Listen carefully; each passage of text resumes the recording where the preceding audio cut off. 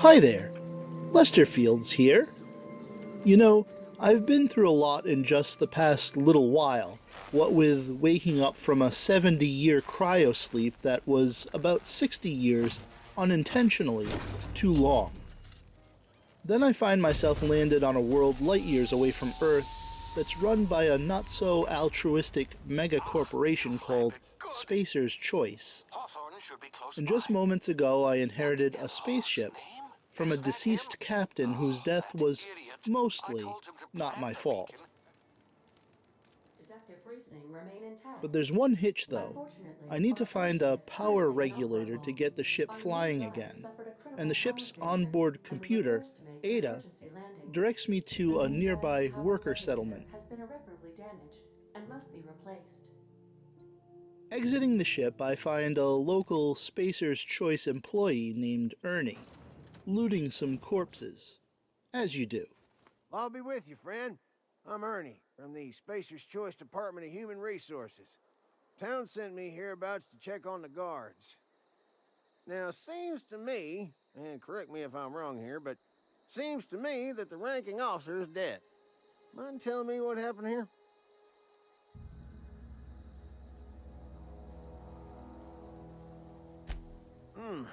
Altercation, you say? Yeah, shame as that goes. Spacer's Choice policy strictly prohibits dying during work hours. Guess I'd better get to cleaning up. Can't just leave company property scattered about, bleeding out on the dirt.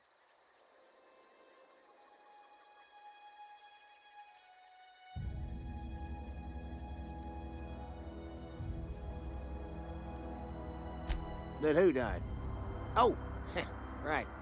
Yeah, well, we do need all the hands we got, what with folks in Edgewater dropping off like cysty-pig tumors. Less competition, though, come promoting time. You don't want to amble on over to Edgewater at your earliest convenience. Constable's office might have work for someone with your, let's just say, aggressive disposition. Oh, and be sure to stop by the Edgewater Provisioner for a can of salt tuna. It's not the best choice, it's Spacer's Choice.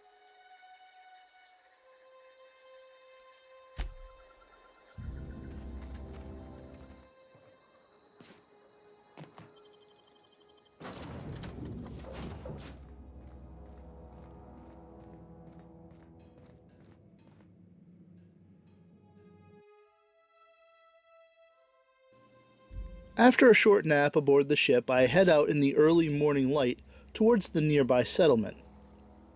Along the way I encounter some Marauders, local baddies, but am able to successfully defend myself.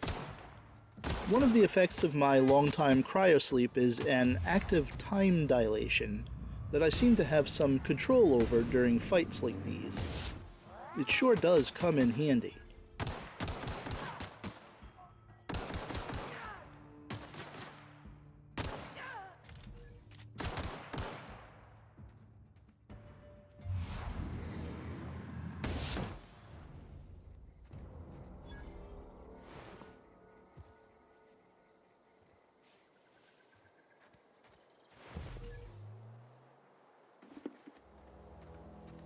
As I approach the town, I notice graves, and lots of them.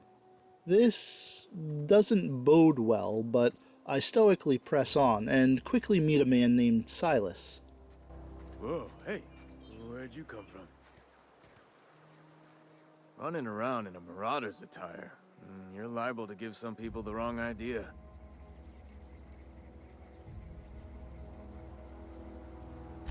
It's in poor taste. Dressing up like a Marauder's disrespectful to all the workers that got eaten by him. Ain't safe out here. You'd best head into town. Avail yourself of Edgewater's high walls. And low prices.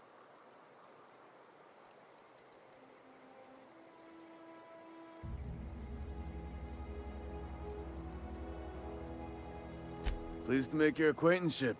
I'd shake your hand, but I've been hauling corpses. You don't want none of that on you. Name's Silas, Jr. in humor for the town of Edgewater. We're all part of the Spacer's Choice family. Definitely not the Junior in humor, that's for sure. If you've got business inquiries, you should stop by Reed Thompson's office. He's up in the tower above the cannery. Head into town, follow the road. Look, you obviously ain't a worker. What's your racket? You a smuggler? Freelancer?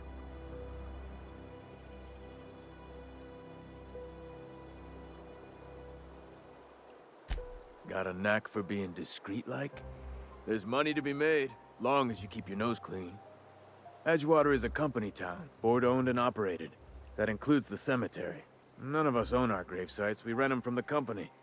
Renting means money. Money means paperwork. Paperwork means signatures. Some of our families become a mite delinquent in paying their dues, you see?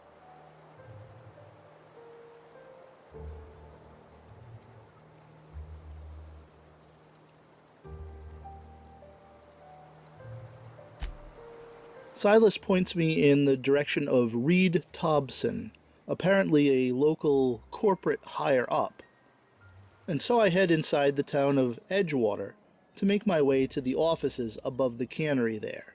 Inside Edgewater, it isn't hard to locate the Saltuna cannery, and I head inside. Not the cleanest of places. Just gotta keep our heads up. Sorry, I got a lot to do. I know the offices that I need to get to are upstairs, but I figure I'll have a quick look around first. Interestingly enough, I see no fish being gutted, but there are quite a lot of sprat corpses on the tables here. Huh. Well, best to move on, I guess.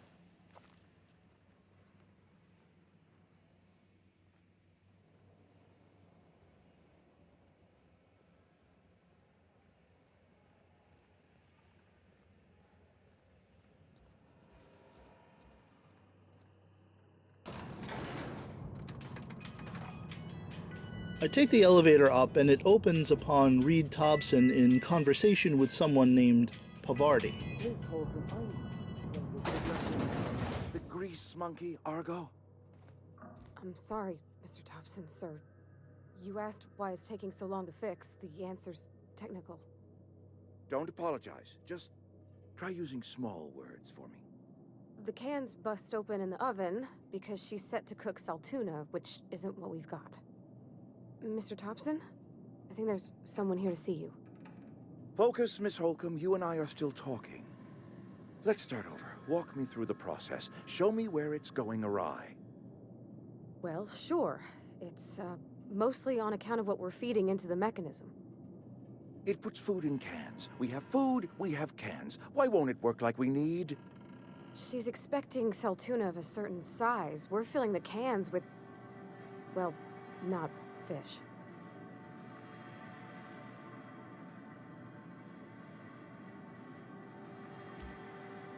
Seems we've got a guest. Really now, Parvati, I do wish you'd spoken up. I do apologize. I was given no forewarning of your arrival, or I might have welcomed you at the gates myself.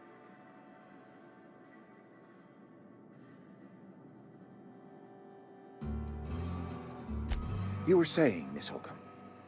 It's just what Bess needs is a proper refurbish. I can bandage her up and what all, but she's just old. Sorry, I'm sorry. I'll do better. And I do wish you'd stop referring to our cannery as Bess. Personification of company property is strictly contrary to the Spacer's Choice Code of Conduct. My apologies. I am not in the habit of allowing my guests to witness such a row.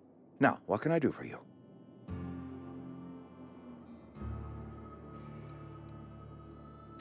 I'm Reed Thompson, Outpost Administrator.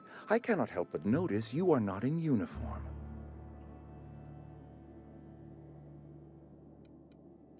Of course not. I don't have that kind of luck. Seems I allowed my excitement to run away with my wits. Been a few seasons since we've had a visitor pass through. Only regulator we got is hooked up to the town transformer.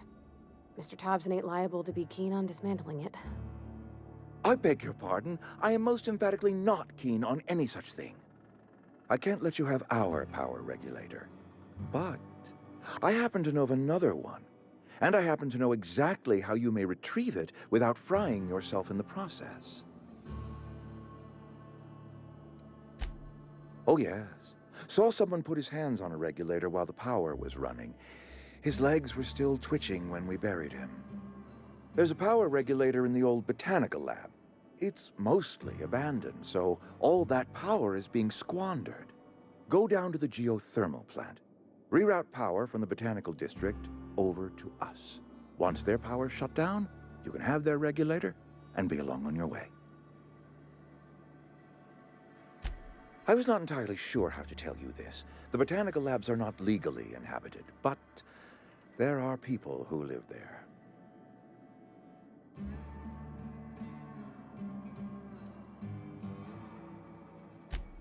No, I do not imagine they will be pleased. But like a parent disciplining an unruly child, you will be doing them a kindness. The people living in the Botanical Labs, they're deserters, former workers. I need them back at their posts. I need them to come home.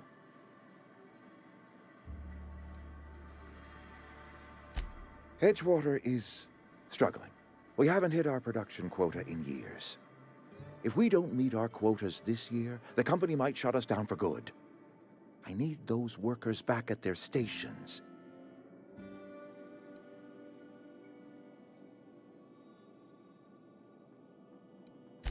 Neither do I. The fault was entirely mine. I pushed them too hard. My hope is that by cutting off their power, you will convince those deserters to come back to town. Before you go to the plant, I want you to stop by the Botanical Lab. Speak to their leader, Adelaide. Tell her the power's about to go, and that it's time her band of deserters came back to town.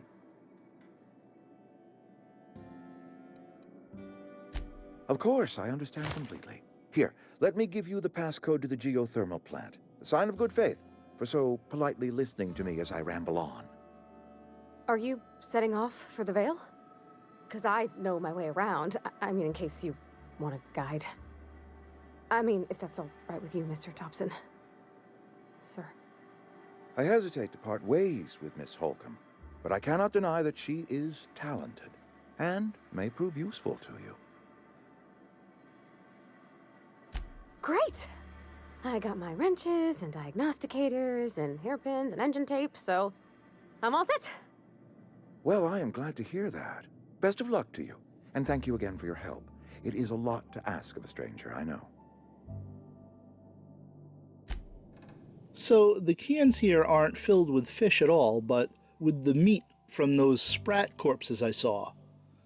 2, Thompson doesn't want me to have Edgewater's power regulator, and suggests I get the one from the Botanical Labs instead.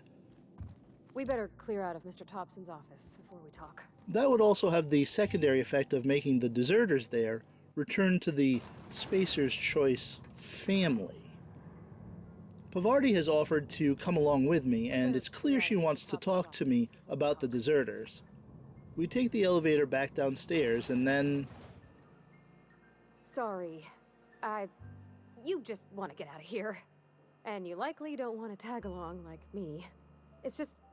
Mr. Thompson has his own view on matters, on account of it's his job and what all, but that's not the only side of the tale.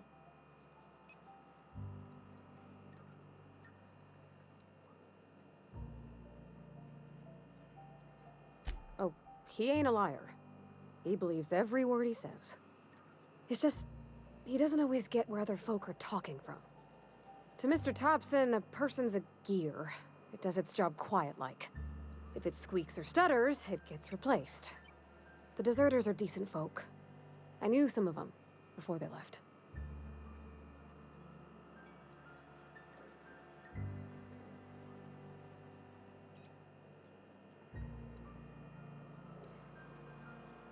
Miss McDevitt? Oh, gosh, no. She was a real important person. A flavorist. Made all the food taste decent. She used to work up in the big office with Mr. Thompson. All I know is she left after her son died. It was a real big to-do. I could hear them both yelling clear from my own place.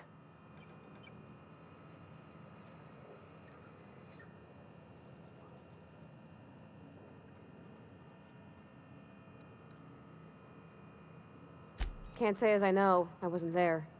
The sound carried, but not the words. If Mr. Thompson ain't of a mind to tell you his own self, you'd best ask Miss McDevitt, if you can get out to her.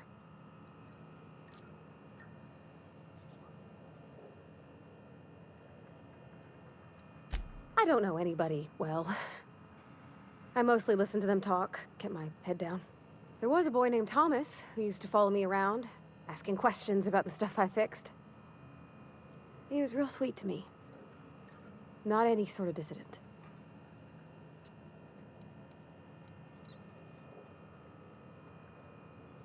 Life's hard here, especially for them that don't fit in so well. We're one big Spacer's Choice family, but every family's got the one the rest whisper about. Mr. Thompson's aiming to take away their power. They'll have no lights to see, nor heat to cook. They'll be at the mercy of Marauders, or worse. I think you should talk to the town's vicar about it. Max, his name is.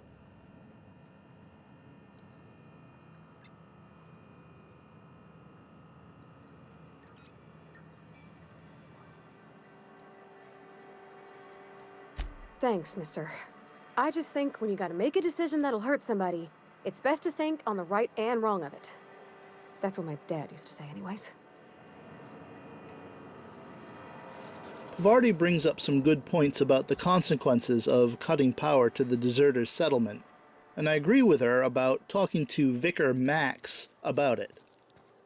At the edge of town, we find a church and, not surprisingly, Vicar Max. I've always felt weird in here. It's too clean. Our place in the universe is fixed.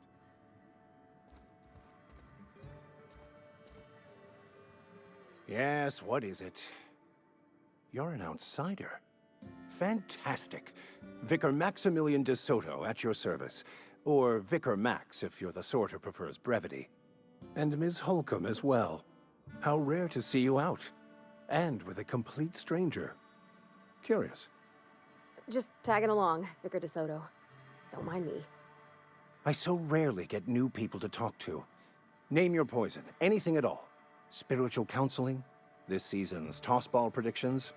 The quickest way out of town?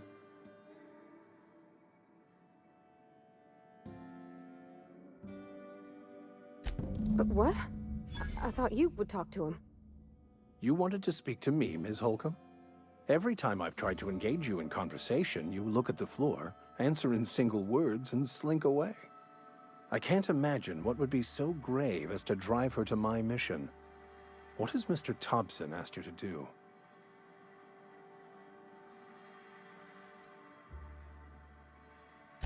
Depriving them of safety from the Marauders and wildlife. I can see why that troubles you. Miss Holcomb has a soft heart. Always has, if you believe the talk.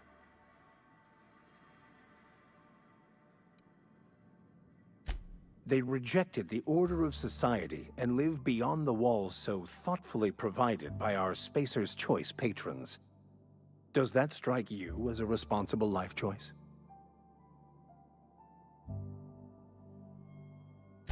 Astute. But I am here, not in the deserter camp. So that's not a variable I can account for. Assuming your goal is to save as many as possible, then you should bring everyone together. Send the power to Edgewater and convince the deserters to return to the fold.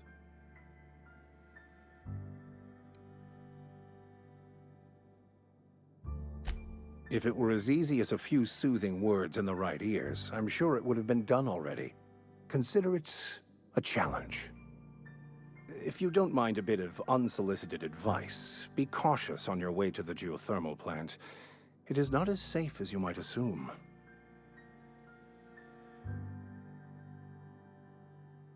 One of the reasons I transferred here was to fulfill my duty in hunting down banned heretical texts. I happen to know such a book is, as we speak, tainting a collector's library in Emerald Vale. However, the collector's residence lies outside the town's walls. My retrieval efforts have been thwarted by Marauders who have overrun the property. Should you fare better than me, I'd pay a handsome sum for the book.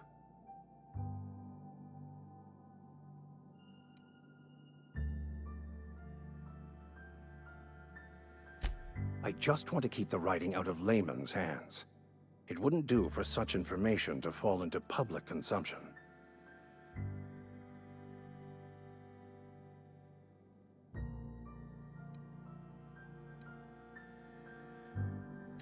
It's a handwritten journal, a faded blue cover with the name M. Bakonu handwritten in the lower corner. I'll mark where I saw it on your map. Assuming you're serious? It is not only a beautiful relic of a bygone time, it's also the thoughts of an early thinker on the nature of man's place in the cosmos. Not many in this colony could understand its true value, should they ever read it.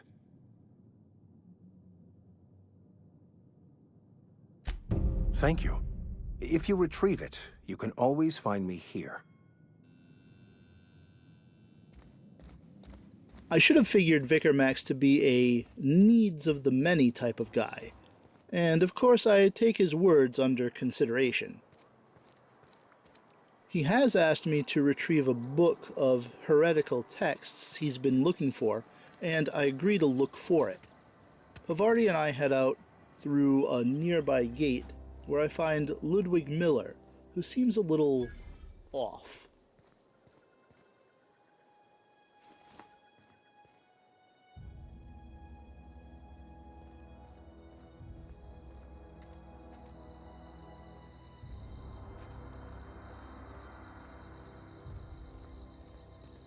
When I was little, we'd get freighters in every Sunday noon.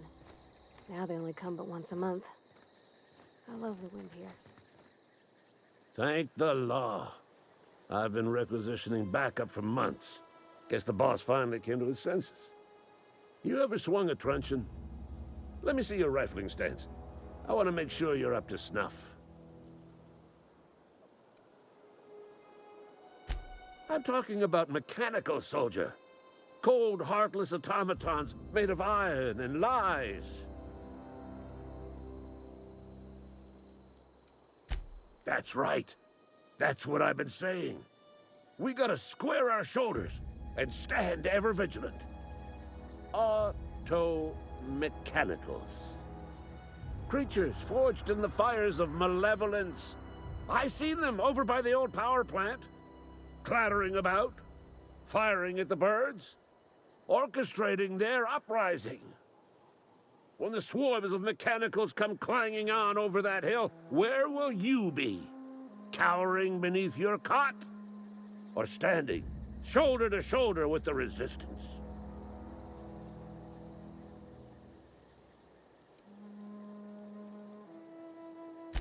Go on.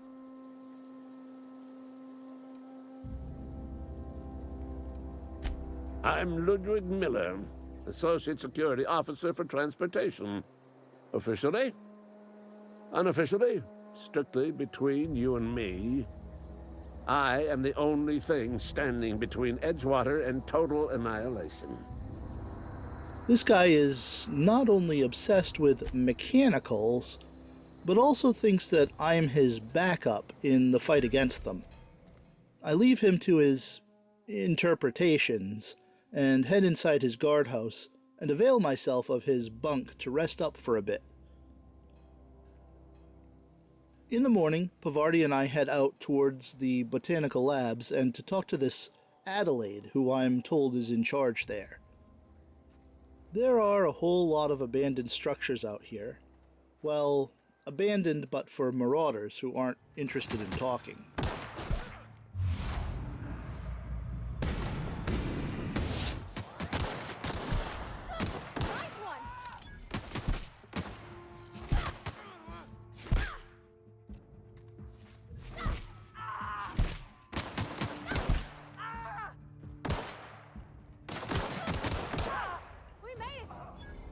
Pavardi proves to be a capable fighter as we finish off the group of Marauders and continue on.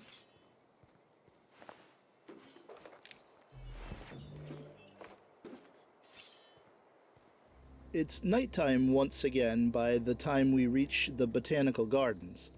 The day-night cycle on this world must be vastly shorter than on Earth. Move along, stranger. We don't want any trouble. I hear a voice out of the dark warning me away from this place, but I step forward anyway.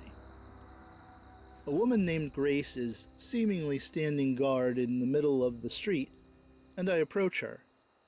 I don't know you. Whatever you're looking for, it ain't here. Move along. Answers, huh? You must be one of those philosophicals. Already got ourselves one of those.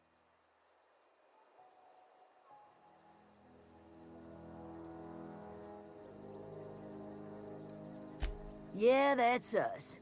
And you can tell Thompson we're doing just fine by ourselves. If you're gonna start wandering around my camp, know that I got my sights on you.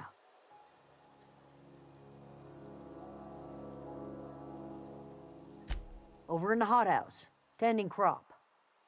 Enough with the questions. No offense, but I've got a lot on my mind.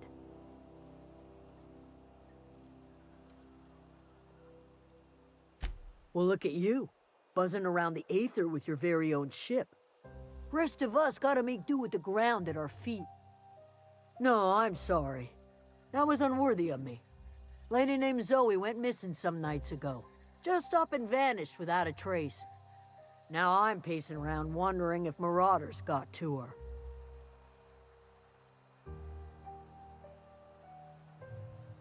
It's not like Zoe to go wandering.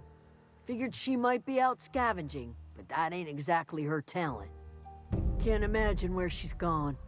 Vale's a wide place. She could be anywhere.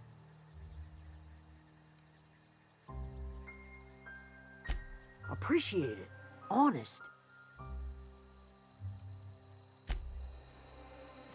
After talking to Grace about Adelaide and promising to keep an eye out for someone named Zoe, If you're hungry, I seem to have won her over with some old Lester Fields charm. Bavardi and I find our way to the hothouse and Adelaide.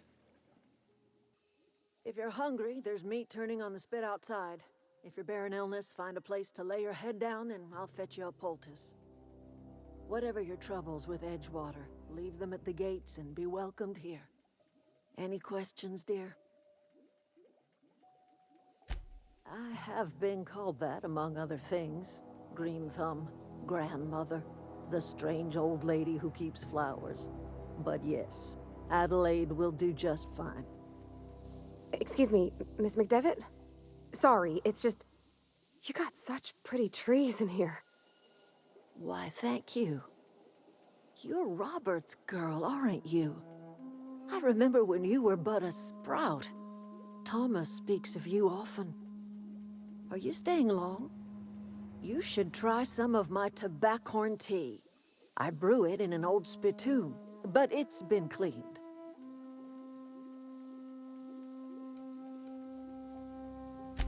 A home for anyone who's ever turned their backs on Edgewater. A home for those of us with nowhere left to go and nothing to lose.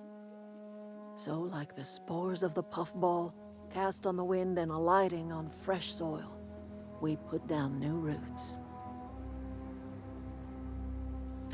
It is an unpleasant story, dear. But the short of it is that sometimes one wakes up and realizes the place that was once her home for much of her life has changed. The home in which we saw our lives has left us behind, and so we must move on. And that is as much as I will say on the subject.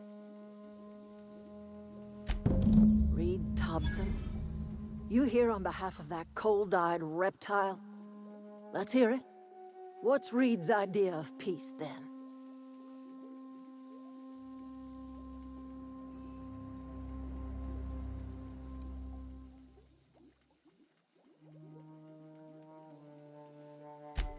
Make amends. Spare me. Only thing Reed knows how to make is a mess. Like everything else that comes out of Edgewater, that peace offering is canned. I and my own are living just fine out here by ourselves.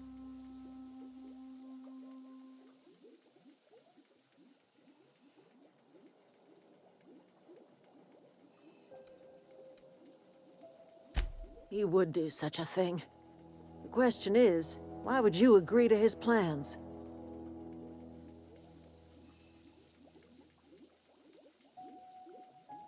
Cannery's got a regulator. You want chip parts, you ought to rip them out of the cannery's guts and leave us be. If you're going down to the plant, you should divert power away from Edgewater and toward our end of the grid. Think about it. You'd be liberating an entire town from a lifetime of service to that odious cannery. Seems the sort of thing a hero would do.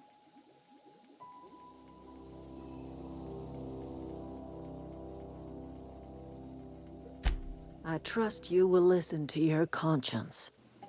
Way I see it, I need to divert power away from one of the two settlements in order to safely take their power regulator. The dilemma is, which one? Well, Adelaide makes a much more compelling argument than Thompson did. And it seems I have a lot to contemplate as Pavardi and I head off to the geothermal plant. Stay tuned for part 2, and thanks so much for watching.